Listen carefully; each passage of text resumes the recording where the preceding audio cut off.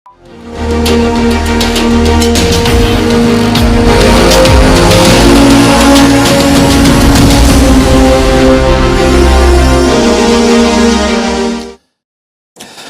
स्वागत है आपका संसद टीवी पर। मैं हूं मनोज वर्मा और आप देख रहे हैं हमारा खास कार्यक्रम मुद्दा आपका। आज हम बात करेंगे जीएम फसलों की। इस मुद्दे पर बात इसलिए करेंगे क्योंकि जेनेटिक इंजीनियरिंग मूल्यांकन समिति ने व्यावसायिक खेती के लिए आनुवांशिक रूप से संशोधित जीएम सरसों को मंजूरी दे दी है।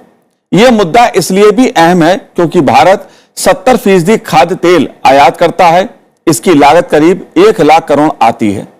जेनेटिक इंजीनियरिंग मूल्यांकन समिति की सिफारिशों को सरकार की मंजूरी यदि मिल जाती है तो खाद्य तेल आयात पर निर्भरता कम होगी और कपास की तरह तेल का भी निर्यात किया जा सकेगा। लेकिन जीएम फसलों की शुरुआत कितनी फायदेमंद है? जीएम सरसों क्या है? यदि फायदेमंद है तो देश में कुछ संगठन इसका विरोध क्यों कर रहे हैं? मुद्दा आपका में जीएम सरसों और फसलों से जुड़े विभिन्न पहलुओं को समझने की कोशिश करेंगे। इस पर चर्चा करेंगे। चर्चा करने के लिए खास मेहमान हमारे साथ इस समय मौजूद हैं। Doctor N K Singh ji studio में मौजूद हैं, जो नेशनल प्रोफेसर हैं ICAR NIPV से। आपका स्वागत है एनके सिंह साहब। और साथ ही हम बात करेंगे स्वदेशी जागरण मंच के राष्ट्रीय सह संयोजक डॉक्टर अश्वनी महाजन जी से। अश्वनी जी, आपका भी बहुत बहुत स्वागत है। और इस पूरे मामले में जो जीएम सरसों है, इसमें महत्वपूर्ण योगदान देने वाले पूर्व दिल्ली विश्वविद्यालय के पूर्व VC दीपक पेंटल जी से भी मैं बात करूंगा। दीपक जी, आपका भी स्वागत है। और हमारे साथ जुड़े हुए हैं कृषि मंत्रालय के ज्ञान प्रबंधन के निदेशक डॉक्टर SK मल्होत्रा जी। मल्होत्रा जी, आपका भी स्वागत है।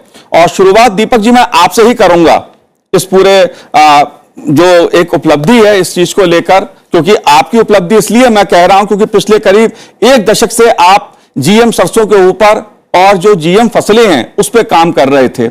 आप कैसे देखते हैं इस पूरे मामले को? आपका क्या कहना है?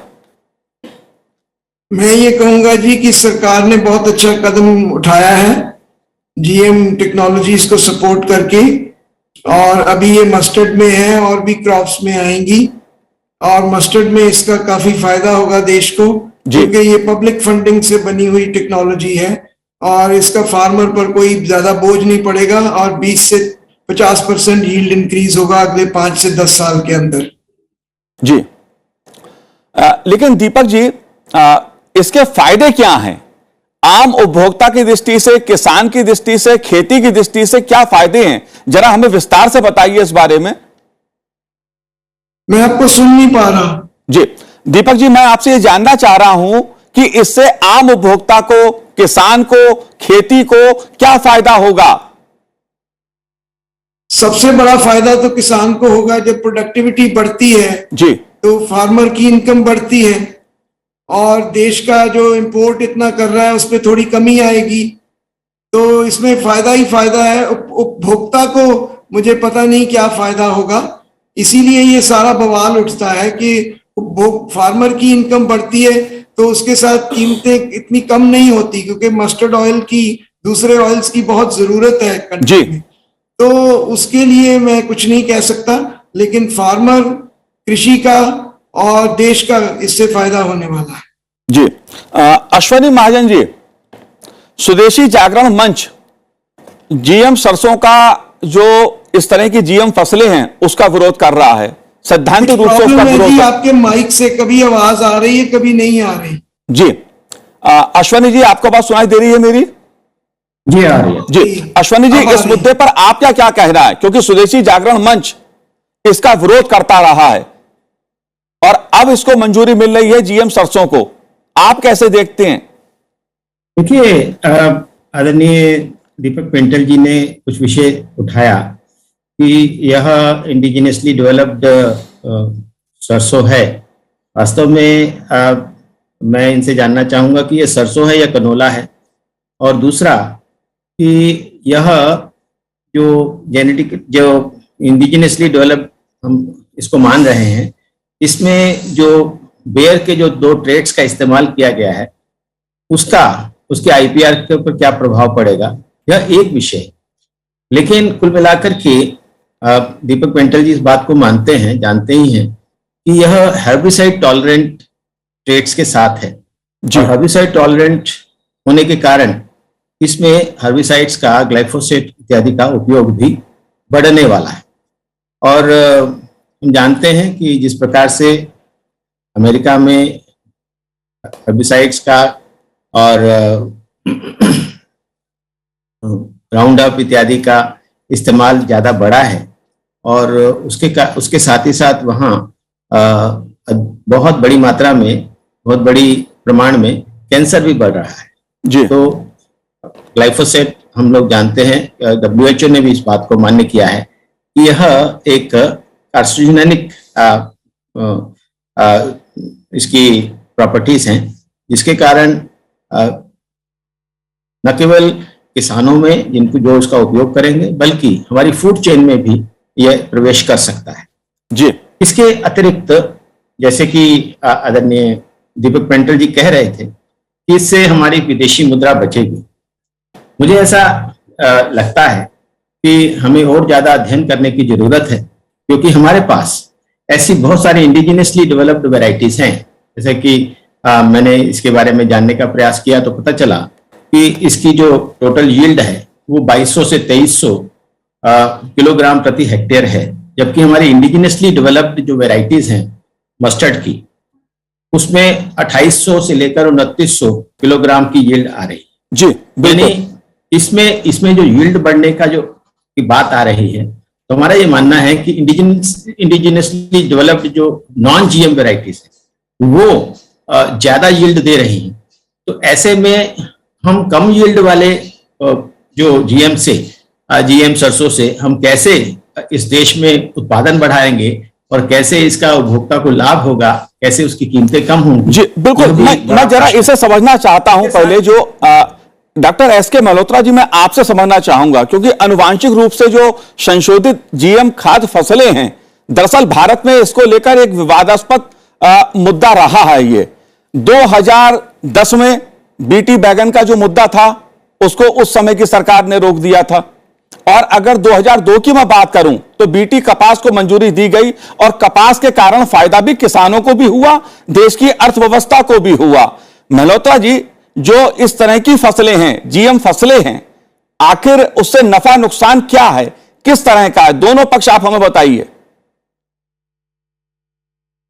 जैसे कि अभी हम लोग बात कर रहे थे, विशेष तौर पर जो हमारे पास चर्चा की जो बात सामने आई निकल करके, कि हमारे देश में जो जितने भी तिलहनी फसलें हैं उनकी हमारे यहाँ कमी है, और करीब करीब जैसे 26 मिलियन टन हमारे यहाँ जो तिलहनी फसलों की जो है हमारी मांग है, उसका कुल जो है करीब 14 से 15 मिलियन टन ही हमें बाहर से मंगाना पड़ता है। बाकी 10 से 11 मिलियन टन जो है हम लोग खुद जो है प्रोड्यूस कर रहे हैं। तो मैं ये कहूंगा कि ये हमारी आवश्यकता है, और ये निश्चित रूप से पहले ही सिद्ध हो चुका है कि जीएम क्रॉप्स के एडॉप्शन से जो है हमारा उत्पादन और उत्पादकता जो हमारी कपास की फसल है उसमें बढ़ी है, और ये बिल्कुल सिद्ध हुआ है। और इसका जितना भी अभी आप देख रहे हैं कि हमारा पहले जो कपास का उत्पादन कम होता था, वो अभी बढ़ करके 341.9 लाख बेल हो गया है, और इसमें जितना भी 90% क्षेत्र है वो सारा जीएम है। अगर ये जीएम वैरायटी कॉटन की हाइब्रिड नहीं होती है हमारे पास, तो शायद हम कॉटन के इतना अधिक उत्पादन नहीं कर पाते, और आज हम एक बड़े एक्सपोर्टर भी है। बिल्कुल उसी प्रकार से जैसे कि मैं बता रहा था कि मस्टर्ड में, सरसों में भी जितनी टोटल मिलाकर तिलहनी फसलों में जो है हमारे यहाँ देश में कमी है, करीब करीब 1.2 लाख करोड़ का जो है खाद्य तेल हम जो है दूसरे देशों से हम लोगों को मंगाना पड़ता है। और उसमें जो है अगर आप देखेंगे कि हमारे एक तरह से घरेलू उत्पादन में सरसों का बहुत बड़ा रोल है, जिसमें तो सरसों का अगर हमारा उत्पादन बढ़ेगा तो एक बहुत बड़ा जो कवरेज है ऑयल का वो इसमें होगा। और करीब करीब अब पिछले जो प्रयास हमारे किए गए उसमें हम बड़ी मुश्किल से उत्पादन करीब 90 लाख टन से 117 लाख टन पर बढ़ा सकते मल्होत्रा जी, लेकिन अगर ये वैरायटी आ जाएगी जी, और इसका कमर्शियलाइजेशन अब निश्चित रूप से होगा और इसका रास्ता खुल गया है, तो हमारा ये उत्पादन और बढ़ेगा। क्योंकि अभी जो हम लोग एवरेज यील्ड की बात करते हैं वो लगभग मल्होत्रा जी करीब 1000 किलो पर हेक्टेयर ये एवरेज बताया गया है जी। और जबकि हमारा पोटेंशियल अभी हमारी अपनी वैरायटी से भी करीब करीब मैं ये कहूंगा कि जैसे करीब दो अढ़ाई के आसपास जो है 2500 मल्होत्रा जी, आप कहेंगे, मल्होत्रा जी, पोटेंशियल हमारी वैरायटीज में है। मल्होत्रा जी, मैं आपसे एक चीज समझना चाहता हूं। आप कृषि मंत्रालय से लंबे समय से जुड़े रहे हैं। अगर आज इसको मंजूरी मिल रही है जीएम सरसों को, तो पहले बीटी बैगन को क्यों रोका गया? बीटी बैंगन और इसको वैसे तो मैं ये नहीं कहता हूं कि जीएम क्रॉप नहीं आनी चाहिए, जीएम क्रॉप आनी चाहिए, क्योंकि इसका जो एक तरह का महत्व है वो बिल्कुल सिद्ध हो चुका है दूसरे देशों में।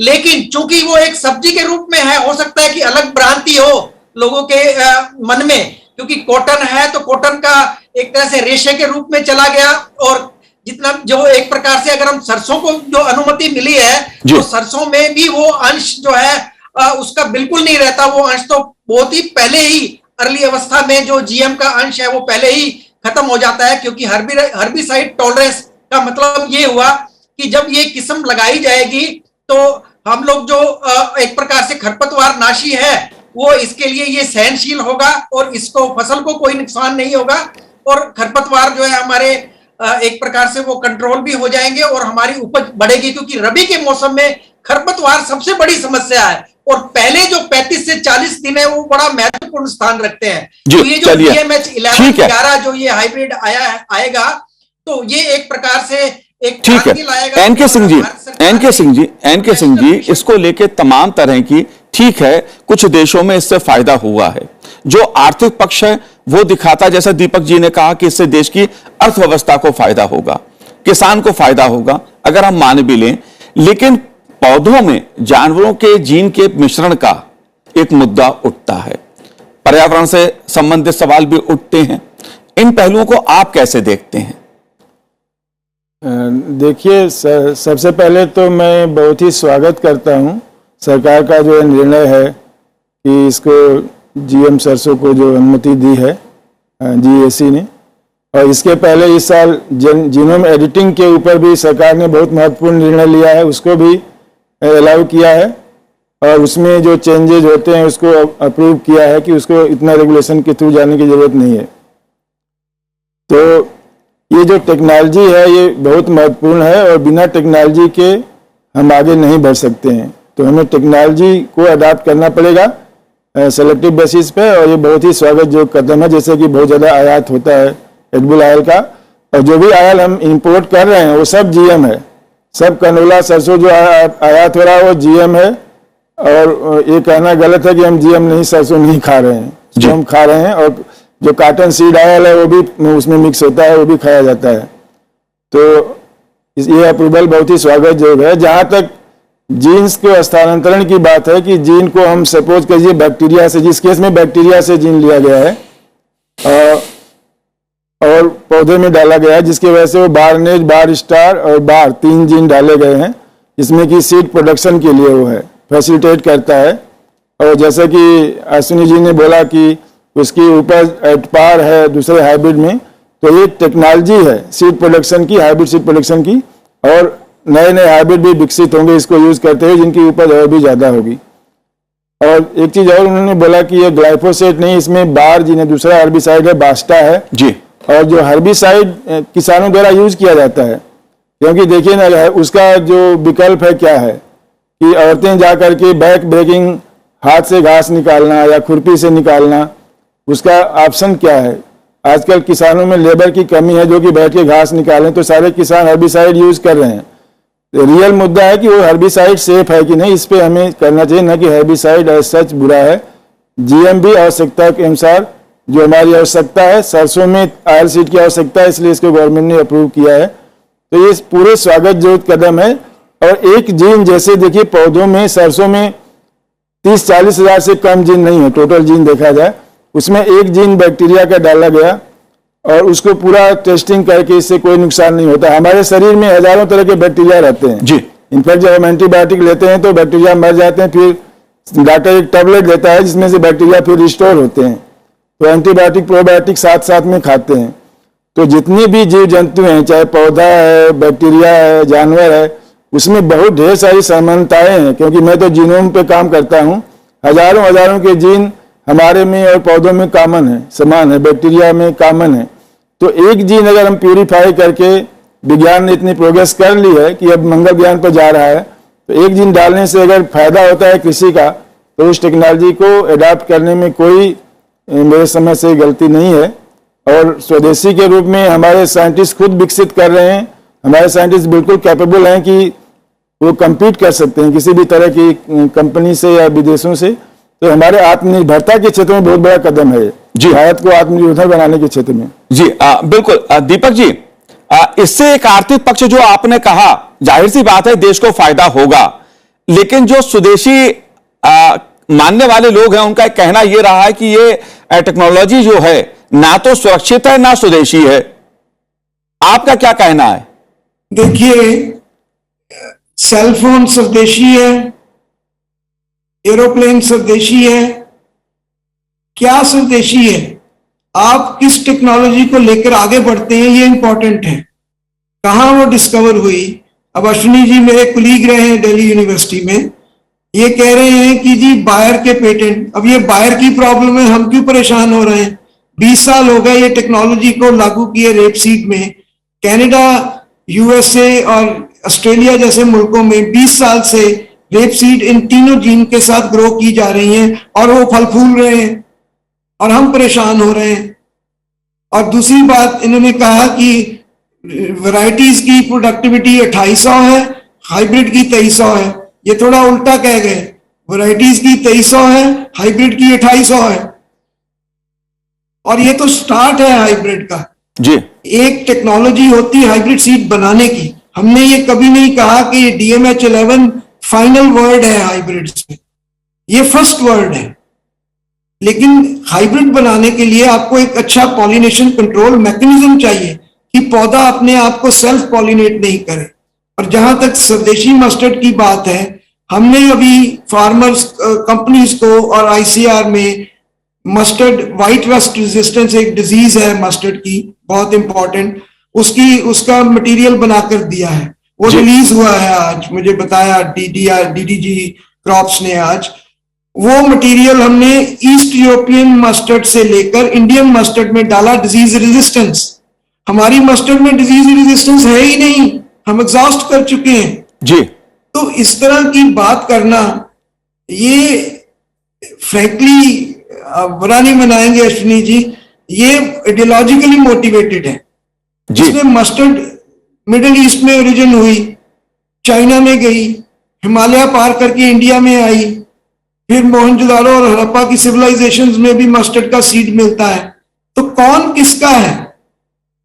स्वदेशी क्या है? हमारी मस्टर्ड में ये गुणवत्ता है कि ये हमारे ग्रोइंग सीजन में बहुत वेल अडेप्टेड है। जो दूसरी मस्टर्ड्स हैं जो यूक्रेन वगैरह में ग्रो होती थी, ईस्ट यूरोपियन टाइप, वो उनको लॉन्ग डे चाहिए फ्लावर करने के लिए जी। तो वो थोड़ा लंबा समय लेती हैं, तो हम उनको मॉडिफाई करके शॉर्ट ड्यूरेशन में लाएंगे। और जब हम ईस्टर्न यूरोपियन और इंडियन का क्रॉस करेंगे ऐसी का, तो जेनेटिक डाइवर्सिटी आएगी। ये क्या हुआ कि ये हमारी मस्टर्ड है, हमारे ब्रीडर्स ने बहुत अच्छा काम किया है, लेकिन एक समय आ जाता है जब आगे प्रोग्रेस करनी बड़ी मुश्किल हो जाती है क्योंकि जेनेटिक पूल नैरो हो गया। अब उसको ब्रॉडन करना है, चाहे वो आप मार्कर असिस्टेड ब्रीडिंग से करिए या जेनेटिक इंजीनियरिंग से करिए या जीन एडिटिंग से करिए, लेकिन आपको उसमें गुणवत्ता लानी पड़ेगी जी। तो ये लेकिन दीपक जी, की हाइब्रिड में कुछ नहीं है। और हमारे फार्मर्स बहुत समझदार हैं जी, आप उनको अपॉर्चुनिटी दीजिए, वो सोचेंगे कि कौन सा उनके लिए अच्छा है, कौन सा उनके लिए बुरा है। ये भी मैं बहुत अच्छी तरह से जानता हूं क्योंकि मैं पंजाब की रूरल साइड पर पैदा हुआ था और वहीं पर मैंने थोड़ी अपनी इनिशियल पढ़ाई की थी। फार्मर जानता है, लेकिन फार्मर को अल्टरनेटिव, आज हम कहते हैं वीट की जगह मस्टर्ड लगाएं। पंजाब में वीट आपको 5 टन देती है, मस्टर्ड आपको 1.5 टन देती है। कौन फार्मर लगाएगा मस्टर्ड को, आप मुझे बताइए। लेकिन अगर वही 2.5 और 3 टन देनी शुरू करे तो शायद फार्मर डाइवर्सिफाई करे और दूसरी क्रॉप में जाए जी। तो ये बहुत ही जरूरी है, ये प्रैग्मेटिक डिसीजन है। इसमें शायद आइडियोलॉजी इतनी मिक्स्ड अप नहीं है जितनी कि अश्विनी जी चाहते हैं और लोग चाहते हैं। लेकिन ये प्रैग्मेटिक डिसीजन है और मैं गवर्नमेंट की बहुत सपोर्ट करूंगा कि उन्होंने ये कदम लिया है for the welfare of the country. जी दीपक जी, इसमें किसी का कोई इस चीज के विरोध में नहीं है। जिस चीज से देश को फायदा हो उसका कोई विरोध नहीं करता है, लेकिन सवाल जो खड़े होते हैं उन पे आपसे पक्ष जानना भी हमारा दायित्व है। मसलन क्या इसका स्वास्थ्य पर क्या असर होगा, पर्यावरण पे क्या असर होगा, खरपतवार पे क्या असर होगा, ये ऐसे सवाल हैं जो चर्चा में उठते हैं। इनको आप कैसे देखते हैं? देखिए, आप ये कहें ये precautionary principle taking to the extreme है कि ये हो जाएगा, ये हो जाएगा, ये हो जाएगा। लेकिन मैं आपको एग्जांपल देता हूं कि 20 साल में कनाडा में 9 million hectare is under rape seed with hybrids. वहां क्या हुआ? कोई बताएगा मुझे कि वहां क्या नुकसान हुआ? इसमें तो हो चुका है सब कुछ, दुनिया देख चुकी है। अगर आपको एक फंडामेंटल व्यू है कि कुछ भी बाहर से नहीं आना चाहिए, जो भी हो यहां का ही हो, तो फिर तो बहुत गड़बड़ होगी। आप अपनी वीट को ले लीजिए, उसमें कितनी जीन्स रस्ट रेजिस्टेंस के लिए बाहर के जर्मप्लाज्म से आई हैं, आपको मालूम ही नहीं होगा। क्योंकि जब अच्छा चल रहा होता है तो कोई जानने की कोशिश ही नहीं करता कि अच्छा क्यों हुआ। लेकिन बुरे के बारे में सोचना और उसके बारे में सोचना ज्यादा आसान है कि ये हो जाएगा, ये हो जाएगा। ये 20 साल में तो अभी तक कुछ हुआ नहीं बार से जी हुआ। बताएं अश्विनी जी, अगर कुछ हुआ है तो मैं अश्विनी जी से पूछता हूं, अश्विनी जी से पूछ लूं। अश्विनी जी, ये आरोप लगता है कि आप लोग बिना वजह, बिना किसी आधार के विरोध करते हैं, इसके पीछे क्या वजह है? मुझे बताइए है कि बिना आधार के अगर विरोध हो तो क्या उसको कोई मान्य करता है क्या? यह यूपीए सरकार के समय से हमारे विरोध को मान्य किया गया। अगर हम बीटी ब्रिंजल के बारे में बात करें तो केवल स्वदेशी जागरण मंच उसका विरोध कर रहा था और उस समय तत्कालिक जो मंत्री थे उन्होंने हमारी बात को मान्य किया और उस पर मॉरिटोरियम लगाया। जहां तक सवाल, देखिए यहाँ पर हम 4 लोग यहाँ पर हैं, उनमें से 3 लोग जीएम समर्थक हैं, आप ये देख रहे होंगे। उसमें एक जो मैं, क्योंकि इसलिए मेरा दायित्व और बढ़ जाता है कि मैं सारे विषयों को आपके सामने लाऊं। सबसे पहला विषय तो यह है कि आपने, मल्होत्रा जी ने कहा कि इससे कॉटन की बहुत ज्यादा प्रोडक्शन बढ़ गई। मल्होत्रा जी, आप मुझे ये बताइए कि जो ट्रेडिशनल वैरायटीज थी फूड ग्रेन्स में, उनमें कितने % ग्रोथ हुई और कॉटन में कितने % ग्रोथ हुई? मैं प्रोडक्शन की बात नहीं कर रहा हूं, प्रोडक्टिविटी की बात कह रहा हूं। उसमें भी 3% ग्रोथ हुई प्रोडक्टिविटी में और कॉटन में भी 3% ग्रोथ हुई। तो आप कैसे कह सकते हैं कि कॉटन का एरिया बढ़ गया तो उससे प्रोडक्शन बढ़ेगा ही? अगर हमारे देश में ऑयल सीड्स की प्रोडक्शन कम है, इसका मतलब इसका कारण ये नहीं है कि हमारे वेराइटीज के कमी के कारण है, हमारा रकबा ही कम है। मल्टीनेशनल कंपनियों ने एक तमाशा चलाया और एक कहा कि ये इसमें जहर आ गया है और आपको याद होगा ड्रॉप्सी के नाम पर, और पूरे देश से सरसों खत्म हो गई।